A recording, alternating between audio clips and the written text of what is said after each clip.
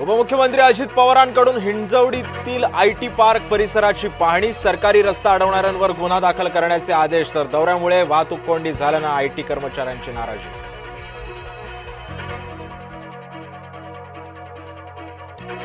जयंत पाटील शरद पवार गटात फार खुश नाहीत। राजीनाम्याच्या चर्चांवर गिरीश महाजनांची प्रतिक्रिया। मवियामध्ये परिवार विरुद्ध कार्यकर्ते असा संघर्ष असल्याची टीका।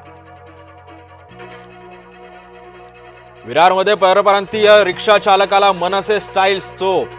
तरुणाला भोजपुरी आणि हिंदी बोलण्याची सक्ती केल्याचा आरोप। तर विरार स्टेशन परिसरामध्ये रिक्षा चालक तरुणाचा मराठीवरून वाद।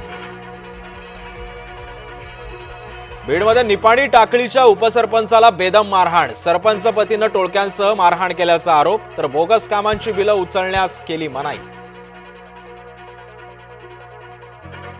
बीडमधील विद्यार्थिनीचा लैंगिक छळ प्रकरणी आता आरोपी शिक्षकाचा जामिनासाठी अर्ज।